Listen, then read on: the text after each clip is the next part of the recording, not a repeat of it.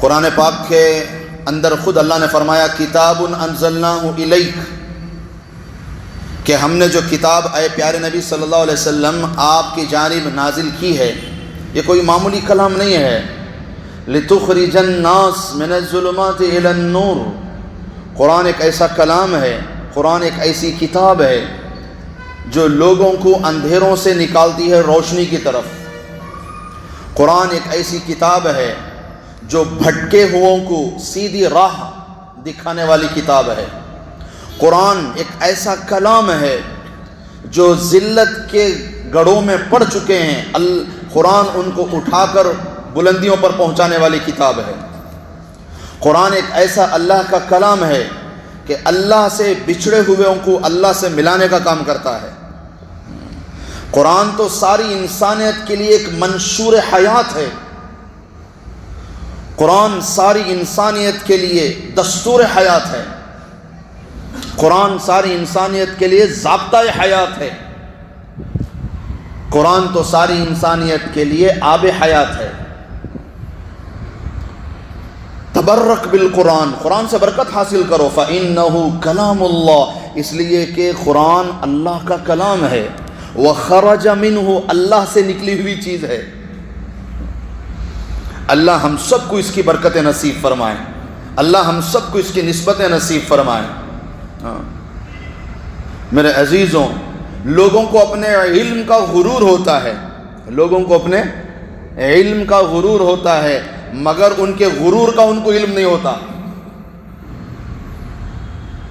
اسی لیے اخلاق کو بنائیں کہ عورت کی تربیت کا امتحان اس کے بہو بننے کے بعد، اور عورت کے اخلاق کا امتحان اس کے ساس بننے کے بعد ہوتا ہے۔ ساری زندگی اللہ کی نعمتیں کھا کھا دانتے ٹوٹ گئے، مگر زبان ہے کہ شکایت سے باز نہیں آتی۔ اللہ ہم سب کو اپنا شکر گزار بنا لے۔ ایک ایک نعمت پر روزانہ سونے سے پہلے اللہ کا شکر ادا کریں۔ یا اللہ، جن نعمتوں کو میں جانتا ہوں، جن کو میں نہیں جانتا مگر وہ بھی تیری نعمتیں ہیں، یا اللہ جن کو میں استعمال کر چکا ہوں یا جن کو میں آنے والے وقت میں استعمال کرنے والا ہوں، یا اللہ ماں کے پیٹ سے پیدا ہونے سے لے کر خبر میں پیٹ کے جانے تک جتنی نعمتیں تیری مجھے شامل حال ہیں، ان سب پر میں تیرا شکر ادا کرتا ہوں۔ یہ شکر ادا کرو، پھر آرام کرو، تاکہ اللہ تعالیٰ کے یہاں ہمارا نام شکر گزاروں میں لکھا جائے۔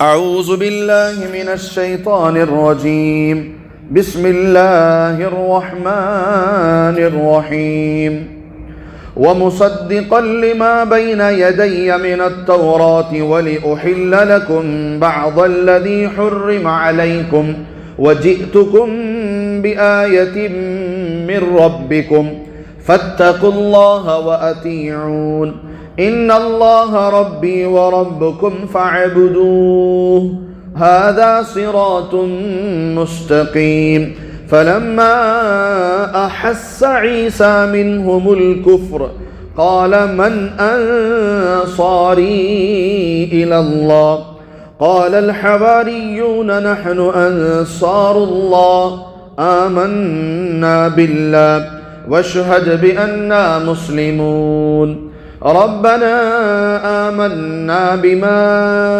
أنزلت واتبعنا الرسول فاكتبنا مع الشاهدين۔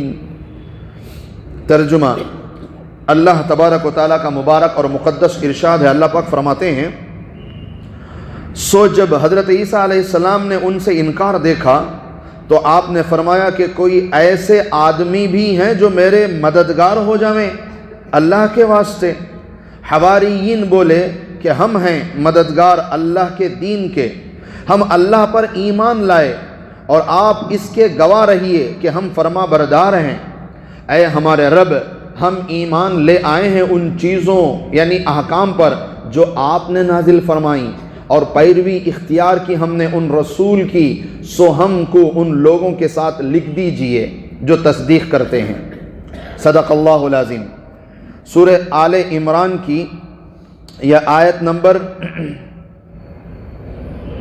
50 پر 1، 50 پر 2 اور 50 پر 3 ہے۔ صدق اللہ العظیم۔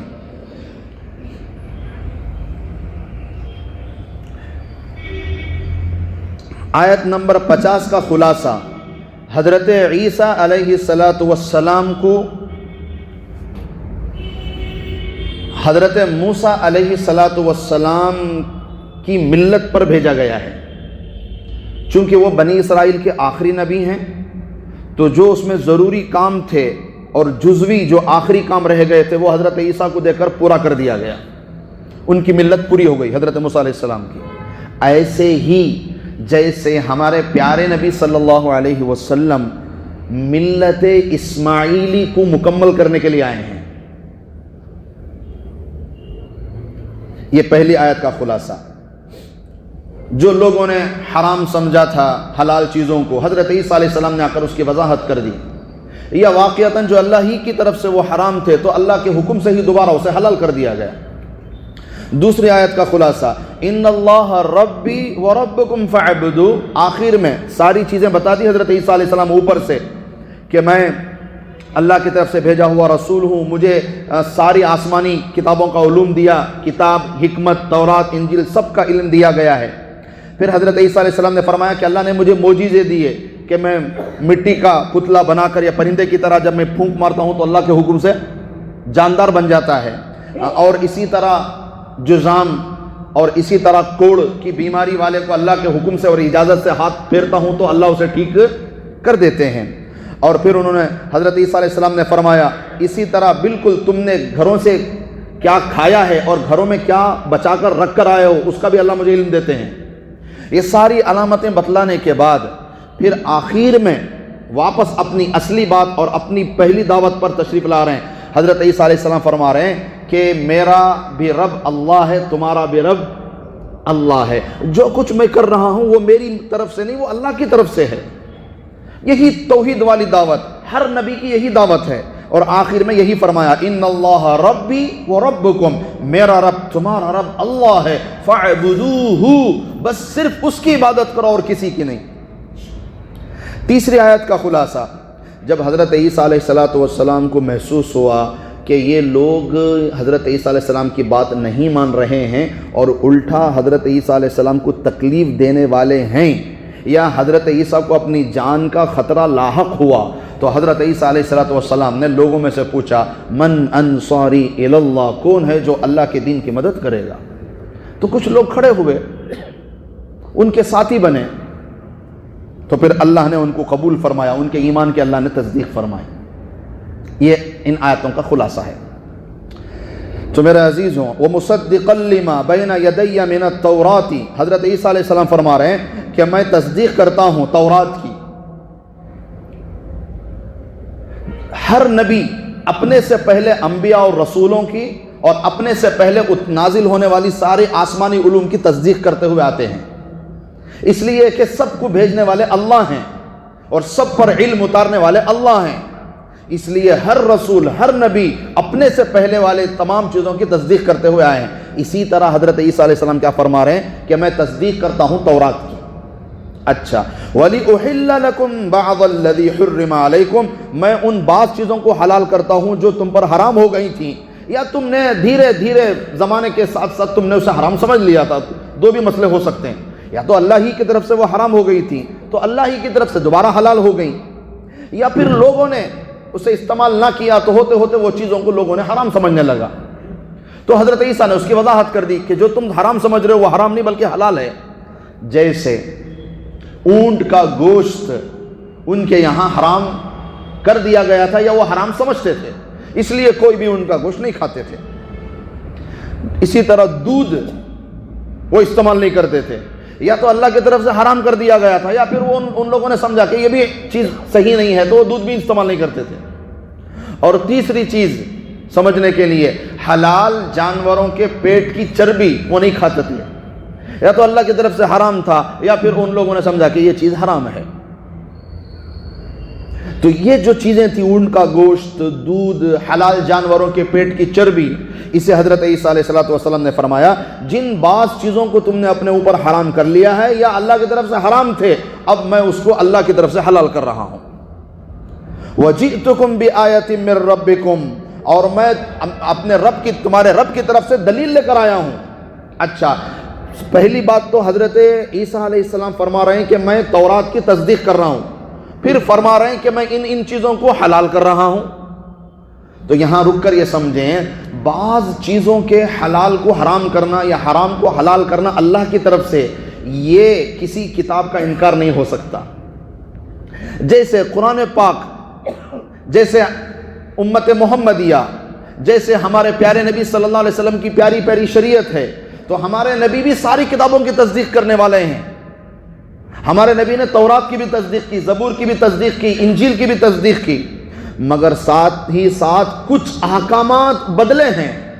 جیسے زکوٰۃ ان میں چوتھا حصہ تھا، ہمارے یہاں 40واں حصہ ہے۔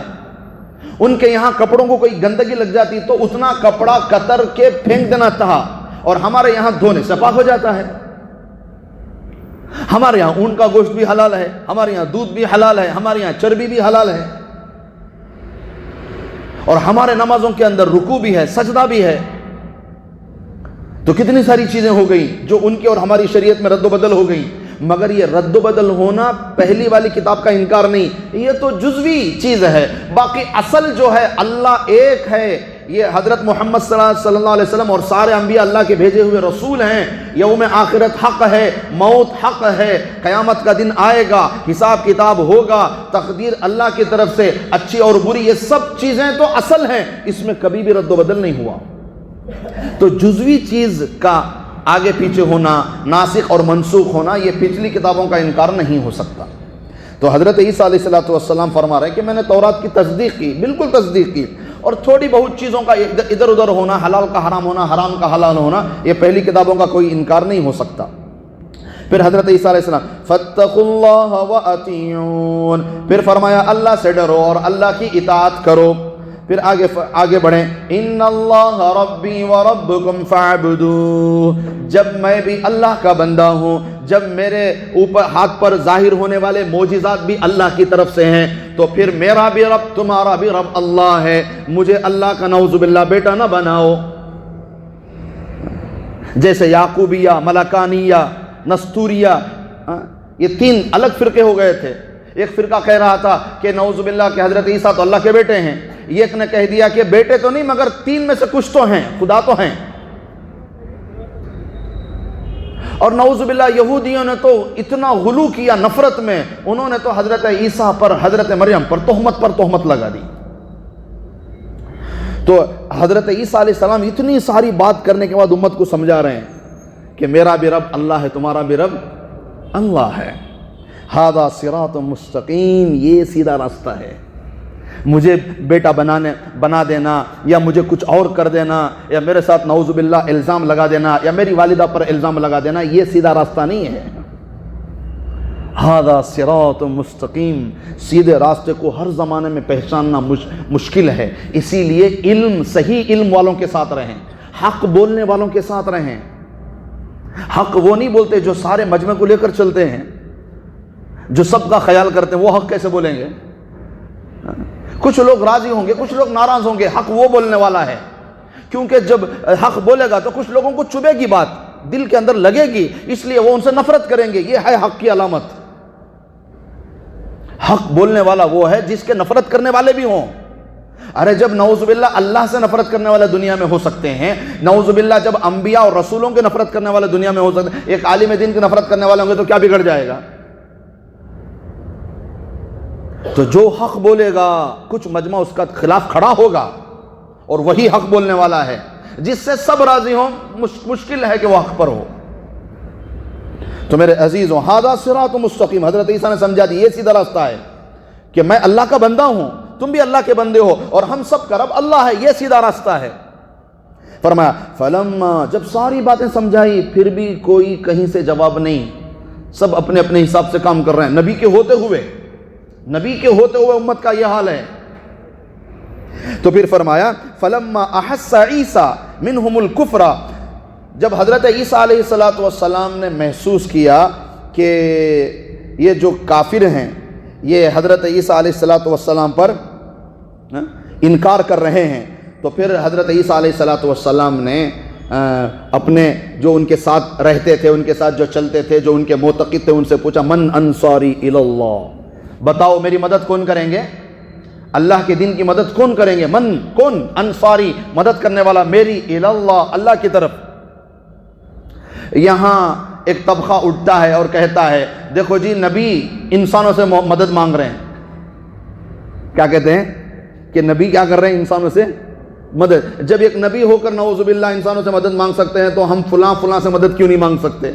فلاں فلاں بزرگوں کا نام لے کر ہم وہ نعرے کیوں نہیں لگا سکتے؟ آپ سمجھ جائیں۔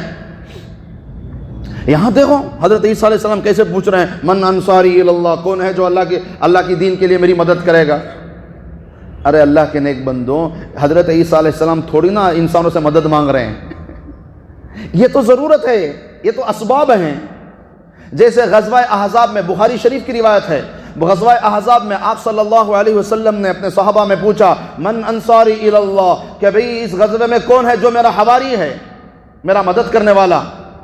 تو حضرت زبیر رضی اللہ تعالیٰ عنہ نے کہا لبیک یا رسول اللہ، میں تمہارا آپ کا حواری ہوں۔ دوسری مرتبہ نبی نے پوچھا من انصاری الی اللہ، کون ہے جو میرا مدد کرنے والا ہے، کون ہے جو میرا حواری بننے کے لیے تیار ہے؟ تو دوسری مرتبہ حضرت زبیر نے کہا لبیک یا رسول اللہ، تیسری دفعہ لبیک یا رسول اللہ، تینوں دفعہ حضرت زبیر پہلے اٹھے۔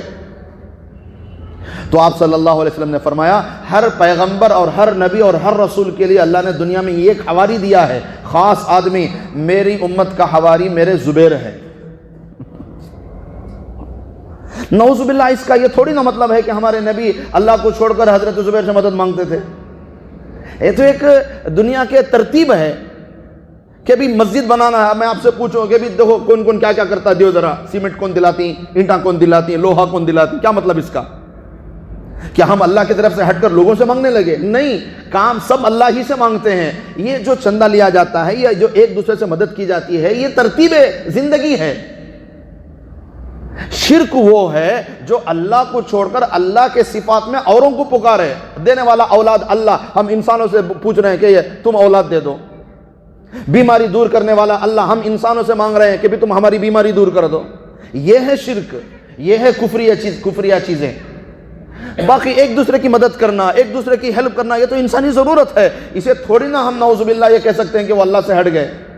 تو یہ تو ترتیب انسانی ہے۔ حضرت عیسیٰ علیہ السلام نے لوگوں سے من انصاری الی اللہ، کون ہے جو اللہ کے دین کے سلسلے میں میری مدد کریں گے؟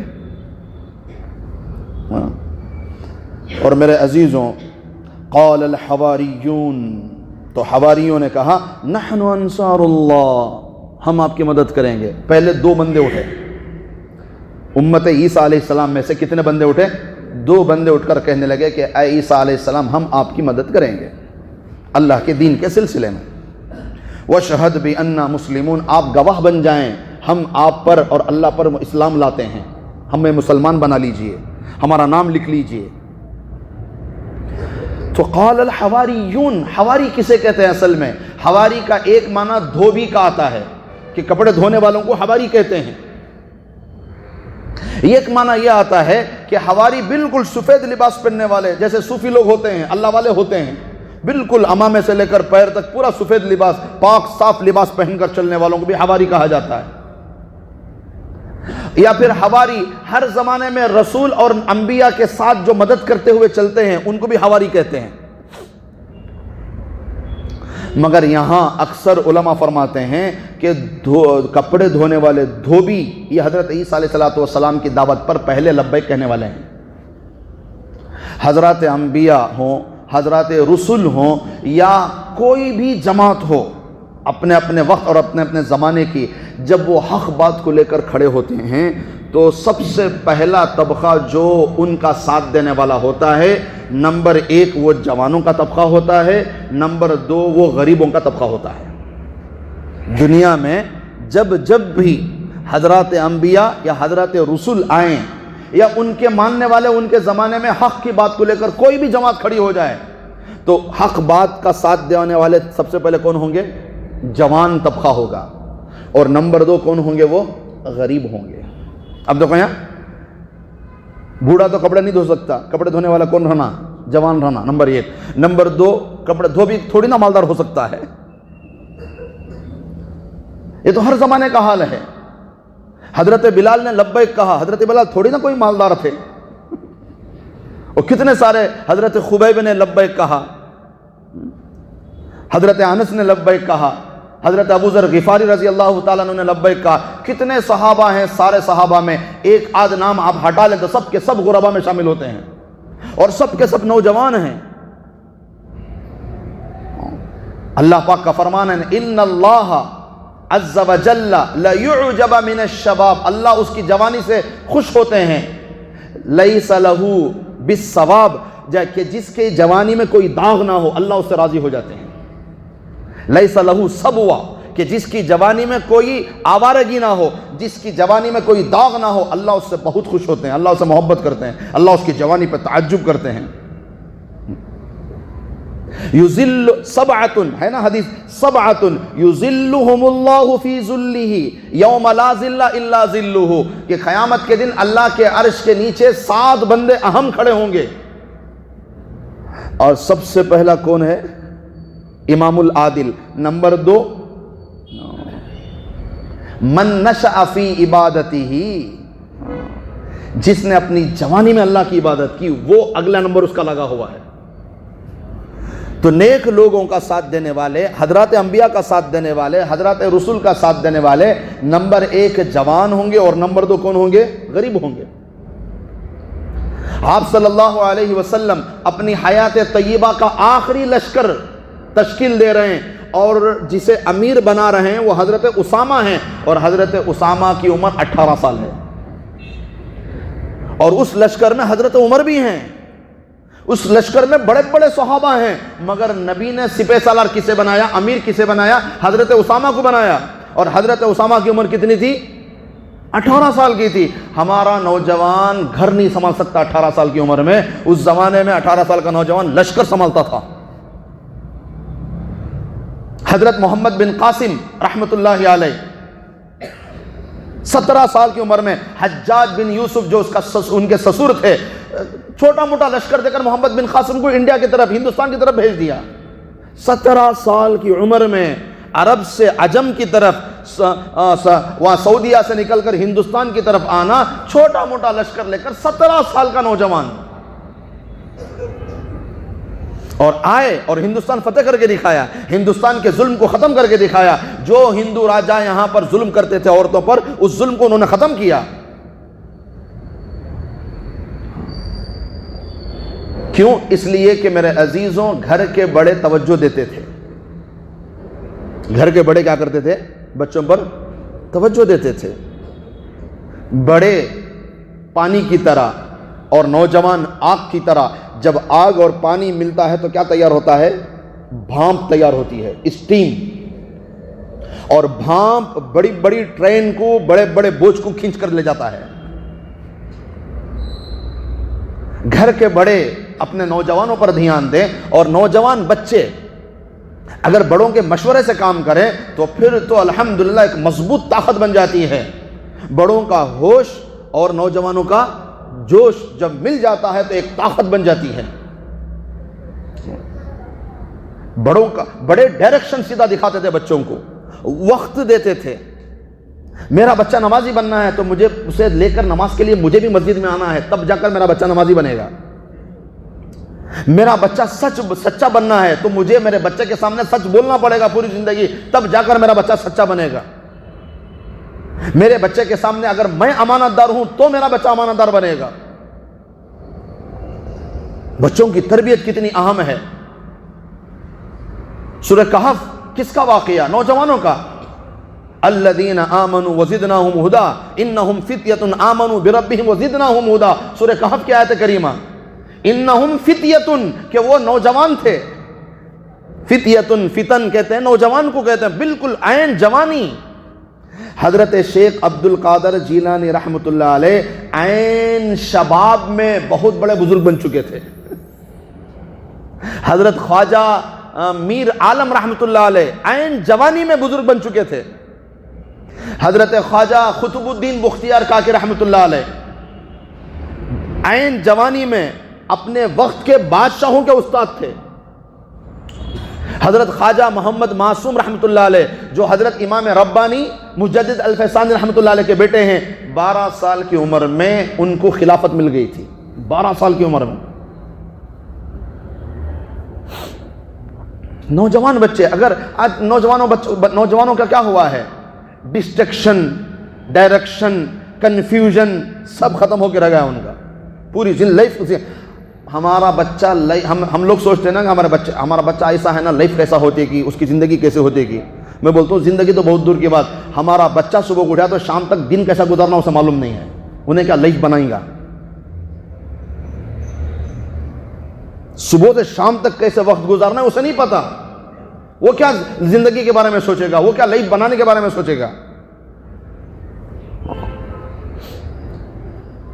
اگر جو بچے جو نوجوان اپنے بڑوں کے مشورے پر نہیں چلتے، پھر لوگوں کی مار کھا کر ان کو سیکھنا پڑتا ہے.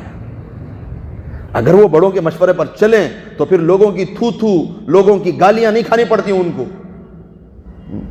ہٹ اینڈ ٹرائل یہ تب ہوگا جب یہ بڑوں کے مشورے پر نہیں چلیں گے.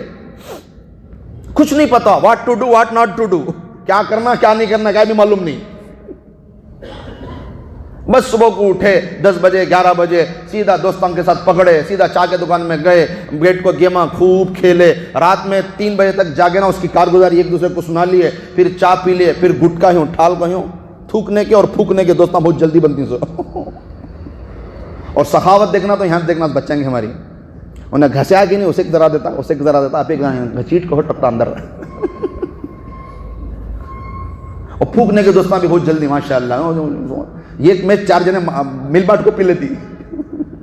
ہاں تو میرے عزیزوں، نوجوان بچوں کی حفاظت بہت ضروری ہے. نوجوان کو اگر ہم نے صحیح رخ نہیں دیا تو پھر اچھا نوجوان بچے بنیں گے تبھی کام بھی بنتا ہے. ریڑھ کی ہڈی ہیں یہ معاشرے کے، ان کو بنانا ضروری ہے. سارے جتنے بھی تاریخ میں آپ اٹھا کر دیکھ لیں، انقلاب لانے والے نوجوان ہیں، بڑوں کے مشورے پر چلنے والے لوگ ہیں.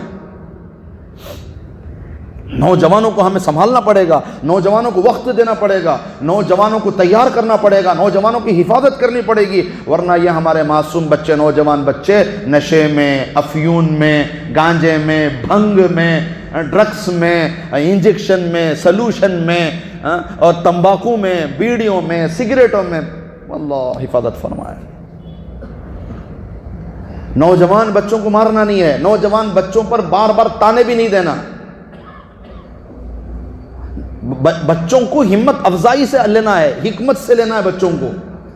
نوجوان بچوں کو حکمت سے لیں گے تو پھر بچے بنیں گے انشاءاللہ. تو میرے عزیزوں، حضرت عیسیٰ علیہ السلام کیا بول رہے ہیں؟ من انصاری اللہ، میری مدد کون کریں گے؟ تو قال الحواریون، ہر زمانے میں ساتھ دینے والے. دیکھو ہمارے پیارے نبی صلی اللہ علیہ وسلم کا ساتھ دینے والے حضرت ابوبکر صدیق، عمر کتنی؟ 30 سال. حضرت عمر ساتھ دینے والے ہمارے نبی کا کتنی عمر؟ 27 سال. ہمارا نبی کا ساتھ دینے والے حضرت علی کتنی سال؟ 10 سال جب کھڑے ہوئے ایمان اسلام قبول کرتے ہوئے. یہ ہے عمر. حضرت انس رضی اللہ 10 سال کی عمر میں نبی کی خدمت میں آگے.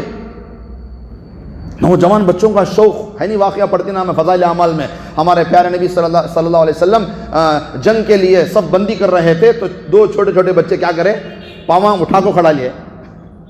ہمیں بھی بڑے معلوم ہونا، ہمیں بھی جانا. سبحان اللہ، کیا شوق ہے. وہ تجارت کے لیے نہیں جا رہے تھے، وہ کوئی گھومنے پھرنے کے لیے نہیں جا رہے تھے، مارنے مرنے کے لیے جا رہے تھے. اس کے لیے نوجوانوں کا شوق دیکھو. اور ہمارے بچوں کے شوق ہم سب جانتے ہیں کہ ہمارے بچے، تانے نہیں دینا چاہتا میں، نوجوان بچوں کی حفاظت کرنا چاہتا ہوں. ہم سب کوشش کریں، وقت دیں گے تو پھر کام بنے گا. ایو چھوڑو حضرت، کہتا بولتے ہوئے سدھرتے نہیں. ایو وہ محلہ چھوڑو حضرت، ختم. ایسا بولے تو نہیں ہوتا، ہمیں سنبھالنا پڑے گا. ہماری محنت لگتی ہے، مجاہدہ لگتا ہے، وقت لگاؤ، پیسہ لگاؤ، جان مال سب لگاؤ. ہمارے آخری سانس تک کوشش کرنا ہمارے ذمہ کی. اتنا سے سو انہوں بنتی نہیں بنتی وہ آنے والی نسل جان لیں دے. اگر ہم بچوں کو نہیں سنوارے تو پھر آنے والا معاشرہ پھر کیا بنے گا. تو حضرت عیسیٰ علیہ السلام کے لیے پہلے 2 بندے کھڑے ہوئے، پھر ہوتے ہوتے تقریباً 12 ہو گئے. اور وشہد بأننا مسلمون، کہنے لگے اے عیسیٰ علیہ السلام ہم آپ پر ایمان لاتے ہیں، اللہ کے لیے ہمارا نام مسلمانوں میں سے لکھ لیں۔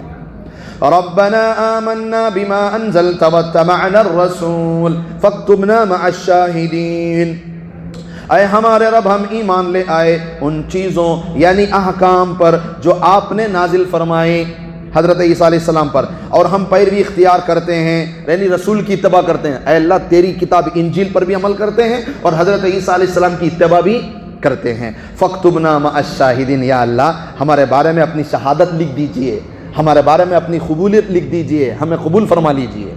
سبحان اللہ۔ تو میرے عزیزوں، میرے بھائیوں، جو یہ بات یہاں پر پوری ہوتی ہے، لہذا ہم سب اپنے اپنے گھر سے شروع کریں، اپنے بچوں سے ہی جو ہے تربیت کا مسئلہ شروع کریں، اپنے محلے کی خیر خبر لیں، کیا کر سکتے ہیں ہم ان کے لیے کریں۔ وہ ماحول بگڑ گا، سوچے فون آ گئے، انٹرنیٹ آ گئے، کمپیوٹر آ گئے، آزادی آ گئی ہے، مگر ہمیں بھی آگے بڑھ کو کوشش کرنا، سمجھ میں آ رہا ہے بات، ہمیں کبھی ہار کو بیٹھنے کا نہیں ہے، ہمیں کبھی نا امید ہونے کا نہیں ہے، کوشش کریں گے انشاءاللہ۔ نوجوان بچوں کو وہاں سے نکال کو کسی اور کام میں لگانے کی کوشش کرو انشاءاللہ، مصروف رکھو۔ کوئی کام لینا تو بزی آدمی کو دینا، کام میں کام نکال آتا ہے۔ فری آدمی کو تمہیں کتنے کام دیا تمہیں نہیں کرتا، فری آدمی کے پاس ٹائم ہی نہیں رہتا۔ فری آدمی سے کبھی تمہیں پوچھو ٹائم ہے کیا کرتا، نہیں میرے پاس ٹائم نہیں رہتا۔ چھوٹا کام بھی بول ڈالیں گھر میں ابا امی نہیں کریں گا کام انہیں، کیونکہ تو فری سے عادت پڑ گئی ہے۔ کام والے بچے کو بول ڈالو کام میں کام، وہ بھی کام کر کو دکھاتا انہیں۔ تو اس لیے ہم تربیت لیں بچوں کی، نوجوان دعا بھی کریں اللہ سے، محنت بھی کریں انشاءاللہ، ان کو ساتھ میں لے کر چلیں۔ ہمارے بچے کے دوستہ میں ایک نمبر کسی عالم دین کا ہونا چاہیے، ایک نمبر کسی ہم اپنی مسجد کے امام صاحب کا ہونا چاہیے، ہمارے بچے کے فون میں ایک نمبر کسی نیک آدمی کا ہونا چاہیے۔ بچے سے اس سے کانٹیکٹ کراؤ، کم از کم ہفتے میں 1-8 گھنٹہ وہ اس نیک آدمی کے ساتھ گزارے۔ شروع میں تمہیں خود بھی جانا، ساتھ میں بیٹھنا، اسے بھی لے جانا، ساتھ میں بٹھانا، تب جاتے جاتے اسے عادت بنتی ہے انشاءاللہ، ٹھیک ہے نہیں؟ کوئی بھی ترتیب آپ کر سکتے ہیں، میں 1-2 مثالیں میں نے یوں ہی پیش کی۔ اللہ تعالیٰ ہم سب کے نوجوانوں کی حفاظت فرمائے، اللہ ہمارے بچوں کو جو ہے ایک صحیح رخ پر جانے کی توفیق نصیب فرمائے۔ ایک اعلان ہے، دعا کے لیے آیا ہے، لطیف احمد صاحب اصل میں نام ہے ان کا، مگر مشہور ہیں وہ نذیر کافی ورک سے۔ نذیر صاحب کل انتقال ہوا، بتا رہے تھے، کہاں ہیں ہمارے ساتھی؟ وہ کہاں ساتھی ہمارے یہیں پر بیٹھے ہیں، کچھ نہیں، نذیر کافی ورک، والد محترم ان کے انتقال ہو گئے کل۔ تمام اب دعا فرمائیں، اللہ پاک والد محترم کو جنت الفردوس میں اعلیٰ مقام نصیب فرمائیں اور بچوں کو صبر جمیل نصیب فرمائیں۔ والد کا سایہ بڑا اہم ہوتا ہے، رب اور اب ایک ہی ہوتے ہیں، اللہ بھی ایک ہوتا ہے اور والد بھی ایک ہی ہوتے ہیں۔ الحمد للہ رب العالمین، اللہم صلی علی سیدنا محمد وعلی آل سیدنا محمد وبارک وسلم۔ ربنا آتنا فی الدنیا حسنہ وفی الآخرۃ حسنۃ وقنا عذاب النار۔ اے اللہ ہم سب کے گناہوں کو معاف فرما، خطاؤں سے درگزر فرما، بے شک ہم گناہ گار ہیں، خطا کار ہیں، مجرم ہیں، بے بس ہیں، لاچار ہیں، فتنوں کے زمانے میں گر چکے ہیں۔ اے اللہ صبح میں ایک نیا فتنہ تو شام میں ایک نیا فتنہ، ہاتھ میں سب سے بڑا فتنہ فون آ چکا ہے۔ یا اللہ ہمارا وقت برباد ہو رہا ہے، ہماری نگاہیں خراب ہو گئی ہیں، ہمارے خیالات گندے ہو گئے۔ اے اللہ اس فون کے چکر میں تو ہماری زندگیاں برباد ہوئی، ہمارے نوجوان بچے ہمارے ہاتھوں سے نکل گئے، ہمارے نوجوان بچے مسجدوں سے دور ہو گئے، نمازوں سے دور، ماں باپ سے دور، تربیت سے دور، اخلاق سے دور۔ اے اللہ ہمارے نوجوان بچوں کی حفاظت فرما، ہم بڑوں کو ان کی دیکھ ریکھ کرنے کی توفیق نصیب فرما۔ ہمارے ایک ایک نوجوان بچے کو اے اللہ با اخلاق بنا دے، نمازی بنا دے، دیندار بنا دے۔ ہمارے نوجوان بچوں کو اے اللہ صحیح تربیت نصیب فرما، ہمارے نوجوان بچیوں کی یا اللہ پردے کی حفاظت فرما، حیا نصیب فرما۔ اے اللہ ہمارے نوجوان بچوں کو نوجوان صحابہ جیسا بنا، ہمارے نوجوان بچیوں کو نوجوان صحابیات سے جیسی بنا۔ اے اللہ ہم سب کو ان کی نگرانی کرنے کی توفیق نصیب فرما۔ جو نوجوان بچے نشے میں ڈوب گئے، فضول چیزوں میں ڈوب گئے، اے اللہ غلط صحبت میں پڑ گئے، ان کی حفاظت فرما۔ اے اللہ ایک ایک نوجوان بچے کی بچی کی حفاظت فرما۔ اے اللہ خاص کر ہماری اس مجلس میں جو بیمار ہیں ان کو صحت نصیب فرما، ہمارے خاندانوں کے جتنے بھی انتقال کر گئے سب کی مغفرت فرما۔ اے اللہ خاص کر جناب اے اللہ لطیف احمد صاحب عرف نذیر صاحب اے اللہ کل انتقال فرما گئے، اے اللہ انہیں کروٹ کروٹ جنت نصیب فرما۔ اے اللہ ان کے فرزندان کو جب صبر جمیل نصیب فرما، اے اللہ ان کے اہل کو صبر جمیل نصیب فرما، اے اللہ انہیں کرمٹ کرمٹ جنت نصیب فرما، ان کی خبر کو جنت کے خوبصورت گلشنوں میں سے ایک گلشن بنا دے، اے اللہ ان کی خبر کے اندر جنت کی کھڑکیاں کھول دے، جنت کی ہوائیں چلا دے، اے اللہ جنت کی خوشبوؤں سے مالا مال فرما دے، اے اللہ منکر نکیر کے سوالات کے جوابات آسانی کے ساتھ دینے کی توفیق نصیب فرما، اے اللہ ہمارے پیارے نبی صلی اللہ علیہ وسلم کا پیارا پیارا دیدار مرحوم کو نصیب فرما، اے اللہ مرحوم کی خبر کو حد الوسع کشادہ فرما، اے اللہ مرحوم محض اپنے لطف و کرم سے مرحوم کی مغفرت فرما، اے اللہ جو دنیا میں ان کی چیزیں ادھوری رہ گئیں ان کی آل اولاد سے اس کی تکمیلہ فرما، یا اللہ گھر والوں کو صبر جمیل نصیب فرما، باپ کا سایہ ساری دنیا کا آسمان مل کر بھی مکمل نہیں کر سکتا، یہ تو باپ کے جانے کے بعد پتہ چلتا ہے کہ اولاد کو کہ وہ کتنا اے اللہ ننگا ہو گیا ہے سر میں کہ اس کے باپ کا سایہ ختم ہو چکا ہے، یا اللہ ہر ایک اے اللہ بچوں کے اوپر ان کے ماں باپ کا سایہ تعدیر اے اللہ عافیت والا نصیب فرما، قائم فرما، اے اللہ جن کے والدین انتقال کر گئے انہیں کروٹ کروٹ جنت نصیب فرما، ہمیں بھی ایک دن آنا ہے، آنے سے پہلے سچی پکی توبہ نصیب فرما، اے اللہ مرحوم کو جنت الفردوس میں اعلیٰ سے اعلیٰ مقام نصیب فرما، ہمارے نبی کی سفارش نصیب فرما، اے اللہ آب کوثر ہمارے نبی کے ہاتھوں سے پینے کی توفیق نصیب فرما، نامہ اعمال میں نیکیوں والا پلڑا بھاری فرما، اے اللہ بغیر حساب کتاب کے مرحوم کو جنت نصیب فرما، اے اللہ سارے مرحومین کی مغفرت فرما، جو بے قصور جیلوں میں بند ہیں ان کے رہائی کے فیصلے فرما، اے اللہ جو فلسطین میں مظلوم ہیں ان کی مدد فرما، جو شہید ہو گئے انہیں جنت نصیب فرما، خاص کر ہمارے امیر شریعت کرناٹک اے اللہ صغیر احمد صاحب اے اللہ جو آج انتقال فرما گئے، بڑی بڑی ہستیاں دنیا سے جا رہی ہیں، اے اللہ ہمیں یوں یتیم تو نہ فرما، اے اللہ یوں ہمیں بے سہارا تو نہ کر، اے اللہ جب تک تیرے نیک بندے ہوتے ہیں ہم بھی تو ان کے نقش قدم پر چلتے ہیں، یا اللہ انہی کے تابع ہو کر چلتے ہیں، یا اللہ اگر سہارے ہی ختم ہو گئے تو ہم کہاں جائیں، یا اللہ والوں کا سایہ، یا اللہ اپنے نیک بندوں کا سایہ سارے مسلمانوں کے سروں پر تاجر نصیب فرما، اے اللہ امیر شریعت کو اے اللہ جنت میں اعلیٰ سے اعلیٰ مقام نصیب فرما، ساری زندگی حضرت والا کی بچوں کو پڑھنے پڑھانے میں گزر گئی، اے اللہ امت کی خدمت میں گزر گئی، آخری وقت میں حضرت شدید بیمار تھے، اے اللہ گناہوں سے پاک ہو کر بیماری کی وجہ سے آپ کے پاس آئے ہیں، اے اللہ ان کا نعم البدل ہمیں نصیب فرما، اے اللہ ہمیں ایک اے اللہ جیسے حضرت گئے ویسے ہی صفات والے ایک ہمیں امیر شریعت نصیب فرما، یا اللہ ہمارے سروں پر بزرگوں کا سایہ نصیب فرما، اے اللہ ایک ایک مسلمان بھائی کی تجارت میں برکت نصیب فرما، جو لڑکے اور لڑکیاں بغیر نکاح کے گھروں میں بیٹھے ہیں ان کے لیے بہترین جوڑوں کا انتظام فرما، اے اللہ ہر مسلمان بھائی بہن جس لائن سے پریشان حال ہیں یا اللہ ان کی پریشانیوں کو دور فرما، اے اللہ تمام کو عافیت اور سلامتی نصیب فرما، اے اللہ بیماروں کو صحت اور شفا نصیب فرما، بیماروں کی خدمت کرنے والوں کو بھی جزائے خیر عطا فرما، یا اللہ ہمارے ٹوٹے پھوٹے الفاظ کو اپنے کرم سے ہم سب کے پیارے نبی حضرت محمد رسول اللہ صلی اللہ علیہ وسلم کے صدقۃ فعل میں